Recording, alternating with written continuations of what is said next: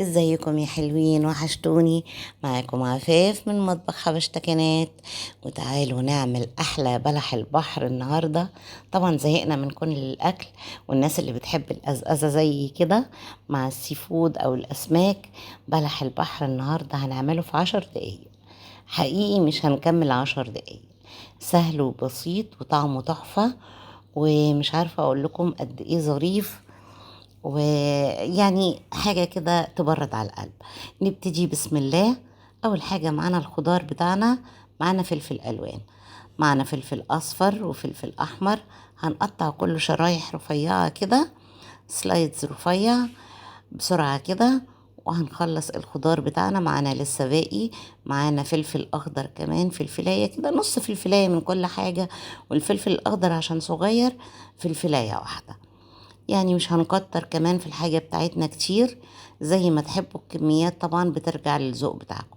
للي بيحب السبايسي كده زي حالاتي، قرن فلفل حامي، وهنمسكه بقى نقطعه، بس ده نقطعه صغير عشان لو جه تحت بقنا هيبقى الموضوع صعب حبتين. معانا برضو طماطمايه هنقطعها برضو قطع، بس الطماطم هنقطعها قطع صغيرة مش سلايدز، عشان مش عايزينها تنزل ميتها قوي يعني. هناخد بقى معانا بعد كده برضو عود كزبرة ناشفة كده، حزمة كزبرة ناشفة حلوة كده.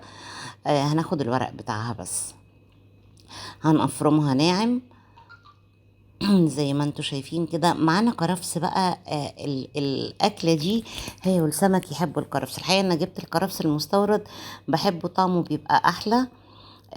والعيدان بتاعته بتستخدم هي اللي بتدي الطعم كله. هناخد عود كرفس كده. طبعا لو مفيش خلاص كرفس عادي. هنيجي بقى للصوص بتاعنا اللي هنسقي بيه. معانا ليمونتين حلوين، معانا صويا صوص، معايا انا عندي كده صوص لكل الاسماك تقريبا، بس بنستعمله حلو قوي قوي، وبينفع في الوصفة دي وبيدي طعم رائع. هنبتدي بقى نحط البهارات بتاعتنا. معانا فلفل، معانا ملح، معانا شطة، معانا بابريكا. طبعا روح الكلام ده كله الكمون، بنحط معلقة كبيرة كمون، معانا شوية بهارات مشكلة، معانا توم باودر، مش بحط بصل باودر في الخلطة دي خالص، معايا شوية روزماري كده. وطبعا التوم اساسي في الحوار ده كله. هناخد بقى الكلام ده كده نقلبه كله مع بعضه كده. الخلطة بتاعتنا الجميلة دي مش عارفة اقول لكم طعمها وريحتها قد ايه تحفة. هنجيب بقى الطاسة بتاعتنا نسخنها على النار، وهننزل بقى بلح البحر بتاعنا، طبعا بعد ما هننضفه ونغسله كويس، وهننقعه في الليمون والملح. هنبتدي بقى نقلب الكلام ده كله. انا نسيت اقول لكم ان احنا حطينا على الخلطة بتاعتنا، على الصوص بتاعنا، برضو شوية خل، سوري ما بانتش في التصوير. هنبتدي نقلبه كده شوية الاول مع بعض وكده لحد ما يسخن شوية كده، وهنحط الخلطة بتاعتنا القمر دي بقى. هنبتدي نقلب الكلام ده كله بقى، ويتعرف على الصوص كده ويشرب منه. خدوا بالكم يا جماعة، لو حطيتوا الصويا صوص ولو عندكم الصوص بتاع السمك، خدوا بالكم من الملح تماما، عشان دول اصلا بيبقوا مالحين. حطيت الكرفس اول حاجة عشان انا عايزاه يشرب من ريحة الكرفس قوي، يعني عايزاه يشرب تماما من ريحة الكرفس، بتديله طعم وريحة، بتنقله في مكان تاني خالص. هبتدي احط الخضرة بتاعتي زي ما انتم شايفين كده كلها.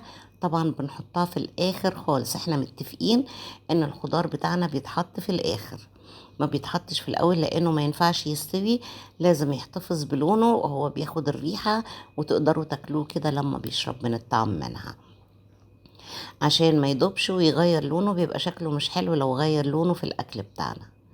وبس، هي دي الوصفة بتاعتنا الجميلة القمر. شايفين بقى الجمال؟ شايفين؟ مش عارفة اقول لكم قد ايه طعمه حلو. وخلصت معانا الموضوع كله في 10 دقايق. لو عجبتكم الوصفة شير ولايك وسبسكرايب، واشوفكم على